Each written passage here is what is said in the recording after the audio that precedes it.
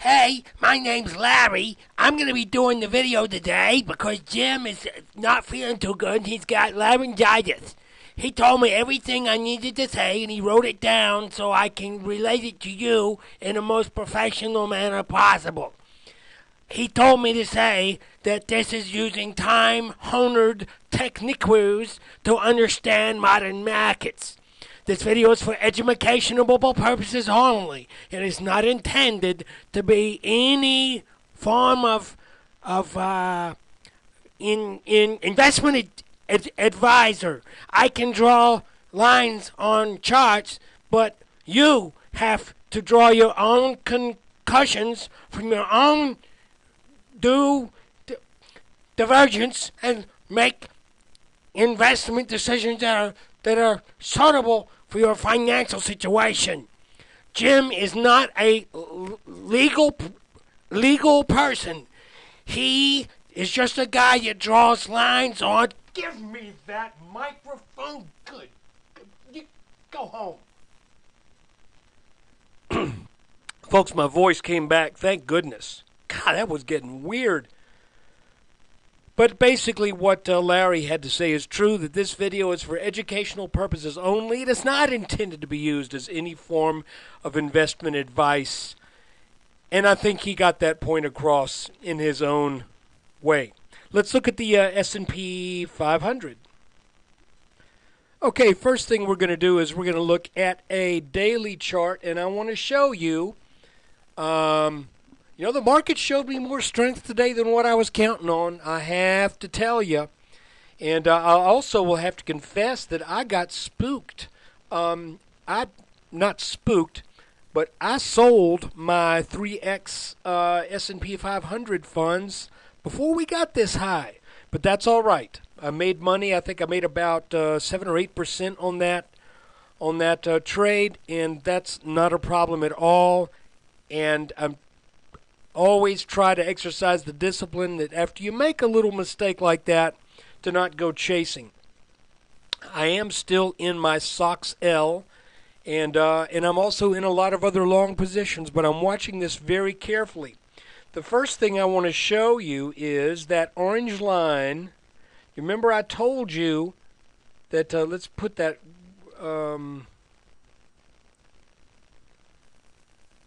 hold on a second. Let me make sure. See these lines move around a little bit?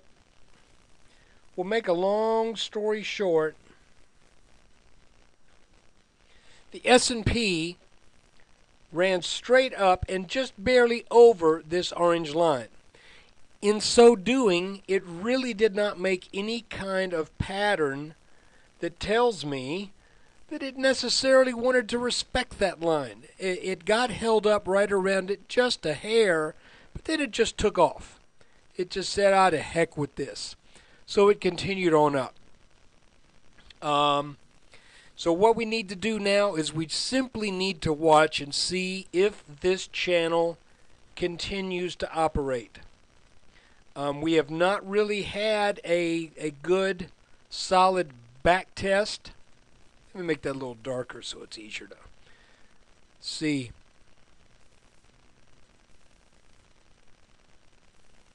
There we go.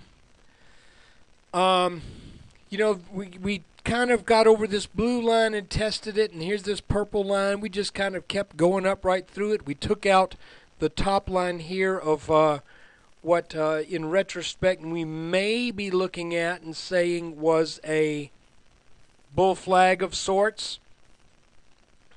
You can see that it got held up at that level. That's where we were yesterday. I was expecting a downturn to this blue line. I sold my U-Pro yesterday. So I missed this nice 1.5% move that would have given me another 4.5% on that. But I still think I did the right thing, because I was expecting the markets to open down, and I did not think they were going to do what they did today. Not this kind of strength, but I'll be honest with you, I'm real tickled to see it. Look, we mentioned this looked like a rounding formation. Well, it no longer looks like a rounding formation. It looks like a rounding formation that gave way to a straight shot up. And if we look at what's been going on here in this channel, all we got to do is watch this bottom line. We've got 1, 2, 3, 4 touches on that bottom line. We've got 1, 2, 3, 4, 5, 6, 7, 8 touches on that top line. And there's something I want to show you now that is very, very interesting. But before I do that, let me paint the potential bearish picture. The first thing I want to show you, though, is as we look at where we closed today, we are currently above all of the expected lines of resistance, except for roughly, and I'm going to redraw this because this isn't exactly the right line. The only thing that I see that I would expect some resistance out of would be the line that we were looking at right here. But that's got a little ways to go. You can see this line had 1, 2, we got over it, fell back under it, retested. Now it looks like we're coming back for another go at this 1350 area. Guys, this market has really shown some strength here. And, we had a poster, bless his heart, over in the forum who basically said today would be a down week, that he thought we'd be down to 1240 to 1250. And I'll be honest with you, I didn't know for sure that we wouldn't, but I kept seeing this rounding here, and that says it's gonna continue. Once it finds that bottom, it comes back, and that's exactly what has happened. So additionally, if we take this peak and draw it across there, see, we're above that. So really, there aren't a whole bunch of expected lines of resistance up here. Very surprising. Let's see if the break of this orange line follows through on Tuesday of next week once we get through the long weekend. Now I want to show you one more chart because there's something that may be of technical significance that took place today that would be good news if you're a bull in this market. We're looking at the Dow Jones transport average, and basically what has happened is this average set a new high, a new intraday high, and a new closing high back around the last of April, very first of May. And today, with the close at 55.48, according to the BATS exchange, which may not be exactly on the money, but at a close at 55.48, that is an all-time closing high. Now, we still got this little line right here in the Dow Jones transportation average, but again, this is looking pretty strong stuff. Let's just see what happens. If we get follow through here, and this powers on up to 5,600, 5,700, then folks, you gotta step back from this and look at this weekly chart, and you have to say a move over this line is pretty dadgum bullish. Some people might say, well, it might just be making a big old double top. Well, I don't care. We wouldn't know that until the markets have collapsed to the point to where, in other words, a double top is defined as a pattern in which two areas of roughly the same level are hit, and then the markets end up below the trough that was in between those levels.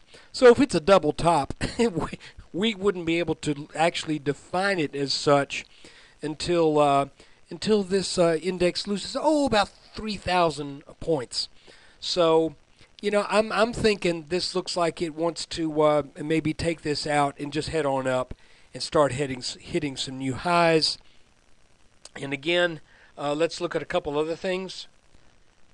For a potential case for the bears, you need to look at the NASDAQ here, and if this is a valid trend line, then this is a breakdown and possibly a back test. But, folks, on the other hand, look at this pattern that we have right here.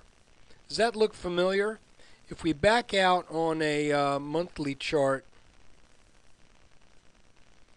you can see that the long-term line that defined the tops of this big-time bull market that topped out in early 2000 and the market that topped out in the fall of 2007. You can see that we are now above that line.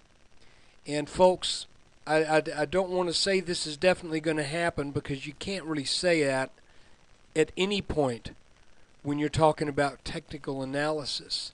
But when you back off from this and you look at this pattern and how we are now over this line, if this is a huge consolidation area, then the NASDAQ may be in the years down the road. I'm not talking about next year. I'm not talking about 2013. I'm talking about 2016, 17, way down the road. It is not out of the question that the NASDAQ could go back and re-challenge this high or even set a new high. Because if we look at this, and this is an inverse head and shoulders kind of pattern, or maybe you even draw this line and you say this is kind of a double bottom, then that says that if it's an inverse head and shoulders and we measure that, and again, this is way long range, that says we challenge this old-time top almost exactly at around 5,000.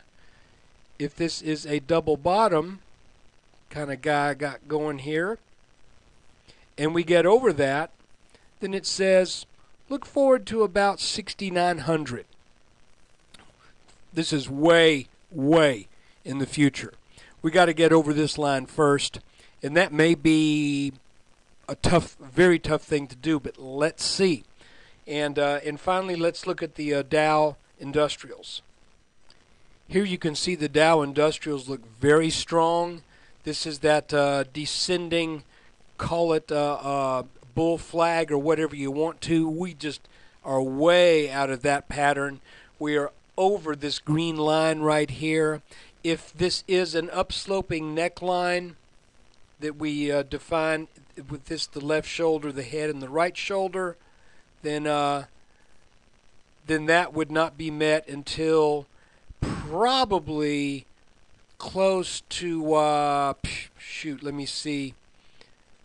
close to setting a new high, or getting very close to challenging that 12,800 and change level.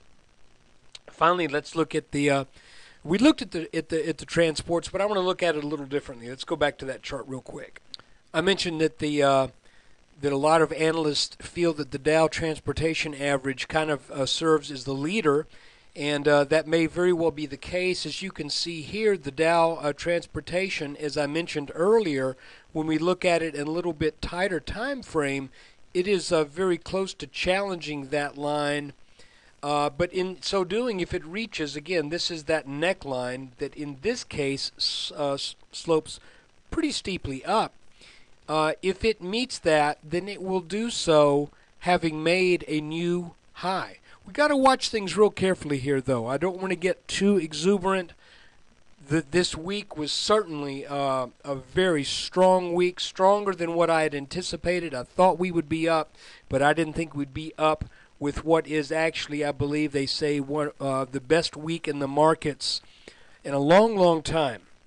Finally, let's look at the Russell. Here is the Russell 2000, just chugging right along.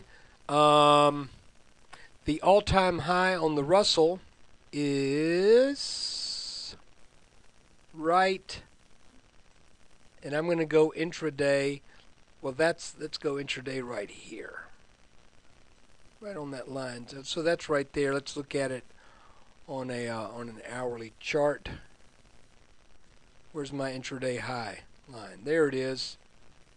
It's really fine-tuned this, and guys, it looks like this may be heading up to challenge that as well, because we are clearly above this sort of ugly-looking channel that took us down and really broke down badly here.